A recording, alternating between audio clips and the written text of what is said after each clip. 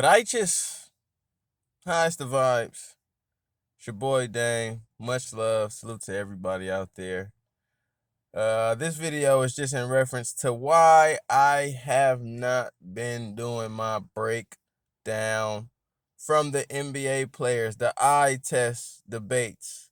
A lot of my channel was predicated on eye test, so a lot of my subscribers probably are yearning for the eye test to come back, which I'm sure they will. I will get back to the retro, the vintage players, and the players that in my era in comparison to other players in my era or the vintage players. I'll get back to it eventually. But I kind of fell off a bit in spirit.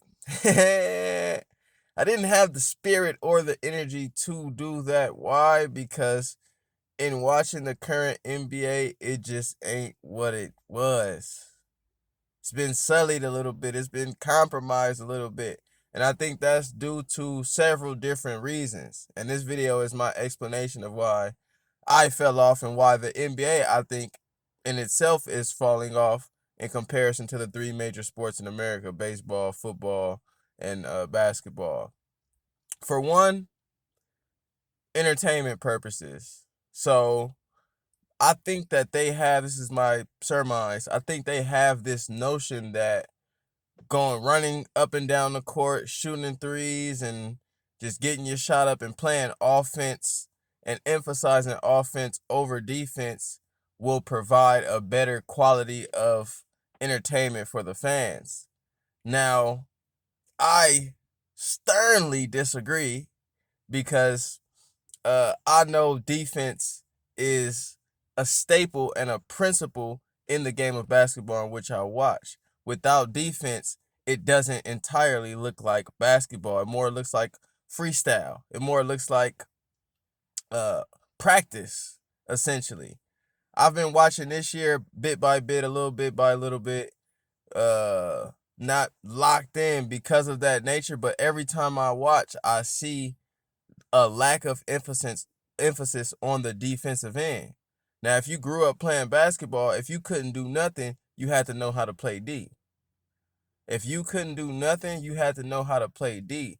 So to see that element, that principle removed from the game, it's disheartening. It's saddening to watch. It almost looks like assault. Seeing somebody run up the court and willfully blow by somebody and attack the paint. There's no paint presence. There's no spirit of, okay, this motherfucker just had 10 consecutive points. Let me lock him up. And I don't give entire blame to the players because the rules have changed. Hand checking is no longer permitted. Bumping somebody while riding somebody while they're going to the rack is no longer really permissible. So like you see the Pat Beverleys who in the past was a stout elite defender. Now he's not able to utilize the tools that were gifted to him throughout history. Throughout history, you were able to ride a defender, at least have something on them.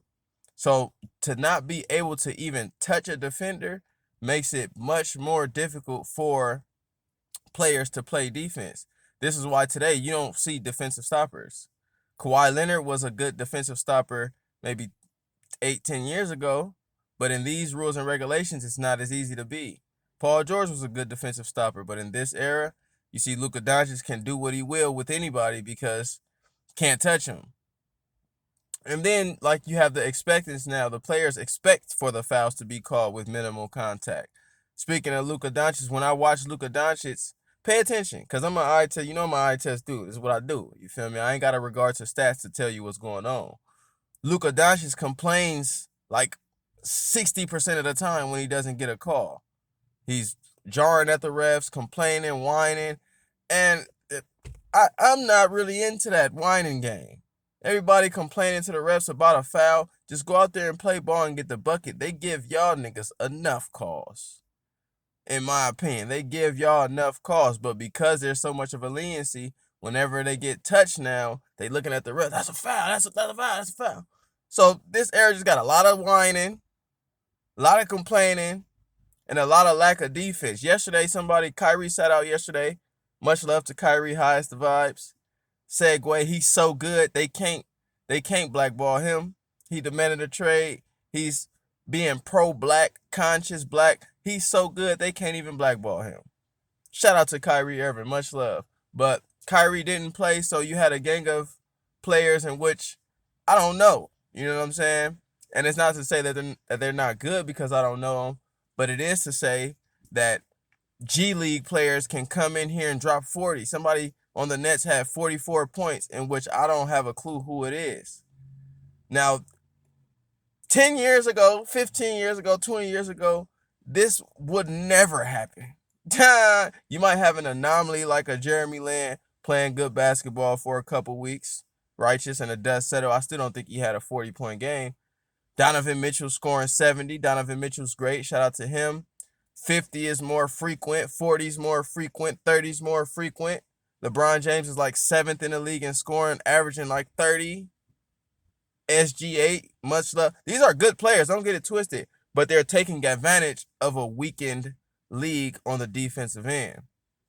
And with that being said, it's harder for me to even gauge who's good. You know what I'm saying? Like, yeah, I could look at the top scorers and I could look at the play, but if everybody getting open shots, like Kevin Durant in this, like, I don't think Kevin Durant got better. I think he's just as good as he was. The league just got sorrier. So Kevin Durant's efficiency is going up because he's taking practice shots all day.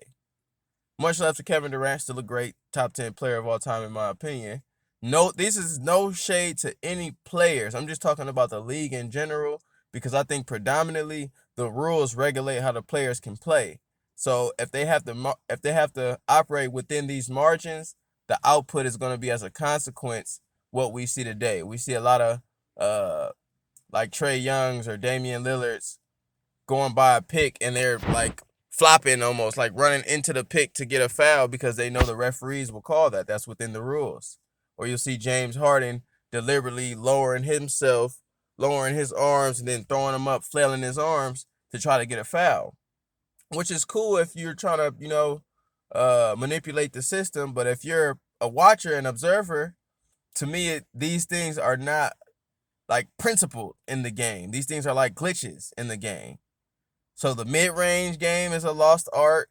Pressing up, playing defenses, all the principles are being gone. And to be honest, it's analogous to like society. Society is losing its principles. So the NBA and these sports, they kind of denouncing principles for the sake of filler. You feel me? Let me shoot 45 threes. Let me shoot 30 threes and hope that this excites the crowd or hope that this equates to a W. But then when you see the champions, the winners in football and basketball, the winners still run the ball. Everybody ain't passing 55 times. The winners still run the ball. If it's the Chiefs with Mahomes' greatness, they might do short pass attack, which is like a run. They're not just going deep all day. The winners in basketball, they still play some defense. They still know how to play defense. Golden State Warriors know how to play defense. They still shoot mid-range shots. Every great player is equipped with a mid-range shot. So while they're professing 3-and-D because of statistics, and again, statistics is a reference to the past. So if you're using the past to try to create the future, you already lacking intuitive properties. You're trying to be cognitive and logical about future things when innovation it's an essence, it's an essential property. The game will change based on the essence naturally. However, when you create rules and you say, okay, because of statistics, we're going to eliminate the principle of a one dribble pull up. Okay, well, your statistics might not be whole. Your statistics are partial. They're biased. So that's why I've been off of it. When I watch it, I don't like, I'm seeing people make shots, but they're lightly contested. You can't even be under a defender. That's a flagrant foul now. If like, I'm not saying be under their legs, but like to contest and be like near them where they have landing space, but it's a little bit of landing space. Foul now. Can't do much. Can't hand check. Can't touch them. A lot of complaining. A lot of whining. And then, lastly, it's a $1 billion industry in betting now. So I see referees do things that I can't say is entirely genuine. I think they have the capacity to make sound calls and do their job. But I think, and this is just my surmise again, don't quote me on this. I think they're being dictated by that realm of betting. You know, they always say the mob and all this. I don't know. I don't know. I haven't done no research. I ain't got no substantial proof of anything, but I do know any logical billion-dollar business is going to put their hands, be hands-on with it. So I'm not leaving it at the chance of the will of the ref and the players. More so as I'm going to dictate the outcomes with the tools in which I can control. And for me, that always looks like the referees. Baseball, it might be the strike zone. Football, it might be defensive holding or offensive holding. That can stagnate a whole drive. Basketball is hand checking and calling foul whenever I feel like it. If if light contact is a foul, then I can call foul at any time. I see fouls where ain't nobody got touched. And like intuition is missing too. So like a player will miss a layup uncontested, but because they missed a layup, the referee will assume that they got touched and fouled. No, that's not the case. You have to observe the play and intuitively see, okay, that was a foul right there. Don't wait till the basket is missed for you to call a foul. It's felonious. So with that being said, man, yeah, I've been off it. You know what I'm saying? I might get back on it, at least in the vintage aspect. You feel me? So bear with me. All those who've subscribed due to the nature of my eye test, much love to you. I appreciate you. Highest of vibes. Still like, share, support, become a member for exclusive content. I'll be back, but that's just my explanation of why. And in conclusion, man, I just think the league right now is not in a good space. Until they bring back defense, until people are allowed to play defense, I don't think it will be a good space. One of the best games I've ever watched was Lakers versus Pistons Game 7, and it was minimal offense. But when you have the opposition being stout and being firm and stopping you from getting a basket, that creates a certain energy in the realm, in the nature. Okay, this is a good game because this is a real competitive game. People just running up and down shooting. Yeah, the score might be 135 to 130. It might be close, but it's not that competitive because you ain't applying pressure like that. Trae Young open shot all day. Everybody's shooting threes too, but because of the statistics suggest you got R.J. Barrett and Julius Randle taking 5-6 threes a game. These are mid-range and driving players. Shout out to them. I still think they dope players, but they're creating a mind state of take the easy route. It's easy to just pull up a three. You feel me? Sit in the corner and pull up a three. That's another thing. Like, it's not hard to shoot. If you play basketball, you know it's not hard to shoot with practice. For some people, it might be, but most people develop their love through putting the ball in the hoop. So that's usually the first thing in which you learn in basketball is to shoot. So it's not difficult to shoot, but in today's society, it is difficult to be fundamental. Get down, get low. You feel me? Back up, booty down, low, slide your feet. Don't skip them, don't hop them. You feel me? Help defense, man-to-man defense. Fight the pick. Ain't nobody fighting. Everybody switching picks, creating mismatches. So the defensive emphasis is just severely lacking. And if I had to point one reason as to why I fell off, that would be the reason. The defense just ain't there. It's not competitive. I watched the 49ers versus the Cowboys. The defense is still there in football. They can finagle the penalties, but the defense is still there. So that's a little bit more entertaining. And even baseball, it's only so much you could do to sully that. You could widen the strike zone margin, you could control, but they still got to hit the ball, and the pitcher still is the pitcher. So the nature of competition in baseball and football seems better than the nature of competition in basketball. And then you see in the playoffs, they try to switch it up. They try to let niggas hand check and let niggas do it a little bit more. So it becomes a little bit better in the playoffs. But that begs the question, why are y'all doing it for 82 games if you switch it up in the playoffs? You feel me? That being said, it's your boy Dame, man. Much love. Highest vibe.